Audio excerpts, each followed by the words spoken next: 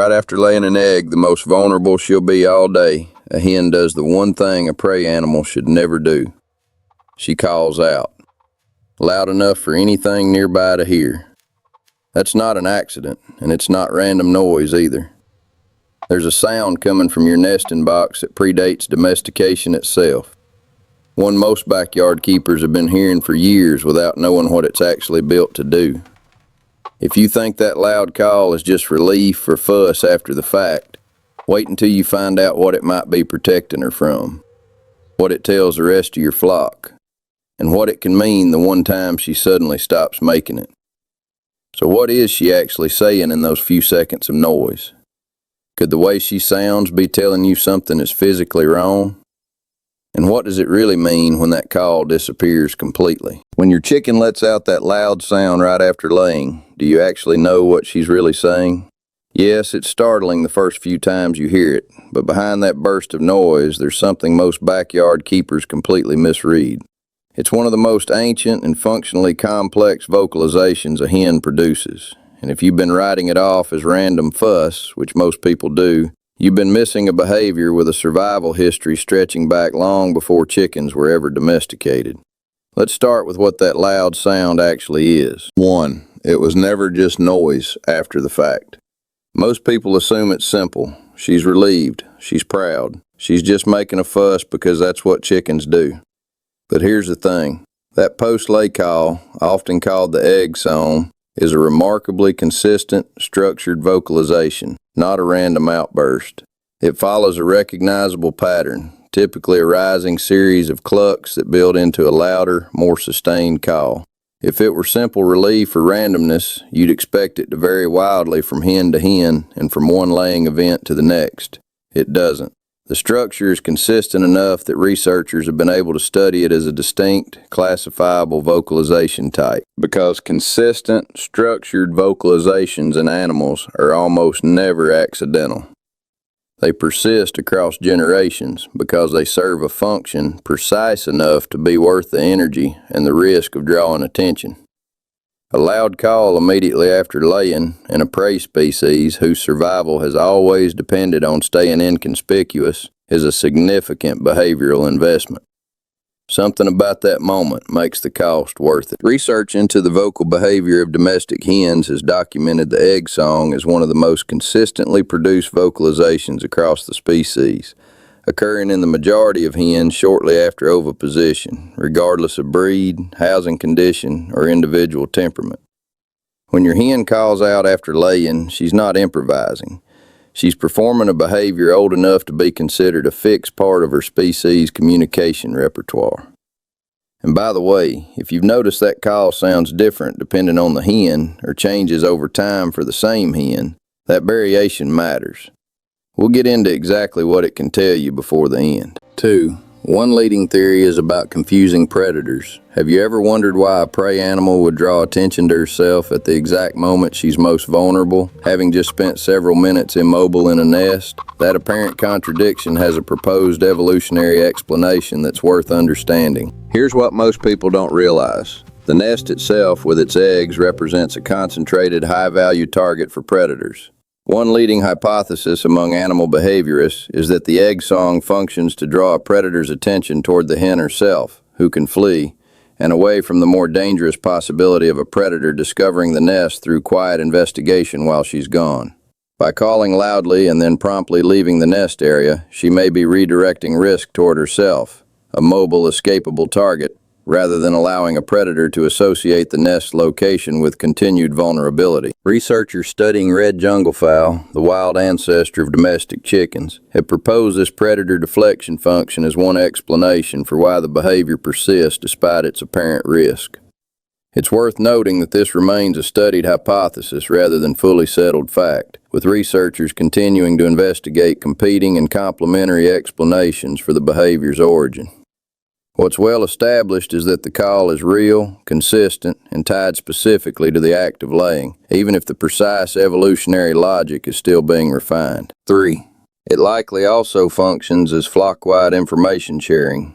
Does the egg song ever seem to trigger a chain reaction, with other hens nearby calling back or becoming more vocal themselves? That response pattern points toward a second function layered on top of the first. Chickens live in social groups where information about resource availability, including safe nesting locations, benefits the group as a whole. A call that reliably signals successful nesting completion may serve a communicative function within the flock, broadcasting that this location has been used successfully and potentially reinforcing it as a preferred nesting site for other hens. Studies in poultry social behavior have observed that hens often respond to a flockmate's egg song with their own vocalizations, a pattern consistent with the kind of social contagion seen in other coordinated flock behaviors. This is also one proposed explanation for why backyard keepers frequently notice multiple hens calling in apparent sequence, even when only one of them actually laid. The information, in this interpretation, isn't just about the individual hen's experience. It's about reinforcing shared knowledge across the group regarding where laying happens safely. 4. The volume and persistence can signal something physical. Is your hen's egg song typically brief, a handful of calls and done, or does it tend to be unusually prolonged, louder than usual, or repeated multiple times well after she's left the nest? That variation is worth paying attention to. Here's something that might surprise you. While a standard egg song follows a relatively predictable duration and intensity, hens experiencing physical difficulty during the laying process sometimes produce a notably extended or more distressed version of the call. Veterinary poultry sources note that prolonged straining, discomfort from a larger or irregularly shaped egg, or early signs of reproductive complications like egg binding can all produce vocal behavior that deviates from a hen's typical post-lay pattern, often louder, more repetitive, or paired with visible agitation. If you know your hen's normal egg song well enough to notice when it sounds different, longer, more frantic, or paired with her remaining near the nest in obvious distress rather than resuming normal activity, that deviation is meaningful information. A hen whose egg song pattern has changed, especially alongside other signs like reduced appetite or unusual posture, is worth a closer look rather than dismissal as just being noisy that day. And if recognizing your hen's normal egg song pattern feels useful, hit that like and subscribe. It helps us reach more keepers who want to understand these everyday signals their flock is constantly giving them. 5. Individual hens have individually recognizable calls. Have you noticed that you can sometimes tell which specific hen just laid just from the sound of her egg song, even without seeing her? That's not your imagination, and it's not coincidence either. Research into individual vocal signatures in domestic fowl has found that hens, like many bird species, produce calls with measurable individual variation, distinct enough that both researchers using acoustic analysis and other chickens themselves can distinguish one hen's vocalizations from another's.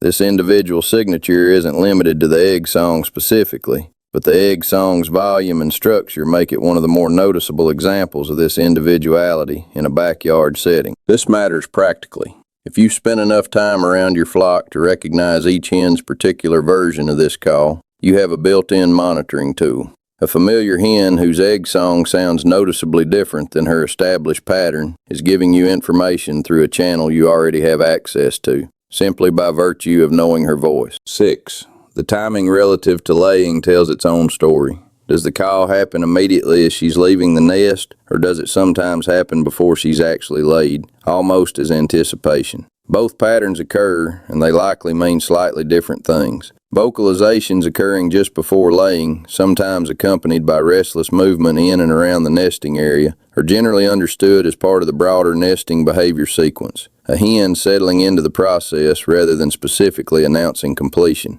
The classic egg song, the louder and more structured call most keepers associate with the behavior, typically follows the actual laying event, occurring as she exits the nest or shortly afterward. Distinguishing between pre-lay restlessness and post-lay egg song matters if you're trying to read your flock's signals accurately.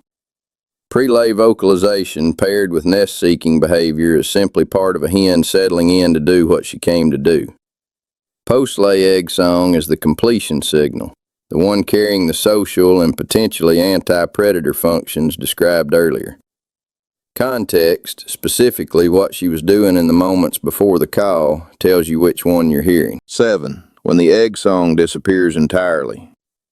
What does it mean when a hen who has reliably produced this call after laying simply stops, going quiet, and leaving the nest without any vocalization at all? This is what I mentioned at the beginning, and it's worth understanding because the absence of an expected behavior can carry as much information as a change in an existing one. Some hens are naturally quieter than others, and individual variation in egg song intensity is well documented. So a hen who has always been relatively subdued about it isn't necessarily showing a change. But a hen who has consistently produced a robust egg song for an extended period and then stops doing so, particularly if that absence coincides with other behavioral shifts like reduced overall vocalization, withdrawal from the flock, or changes in activity level, may be signaling something broader than just a quiet day.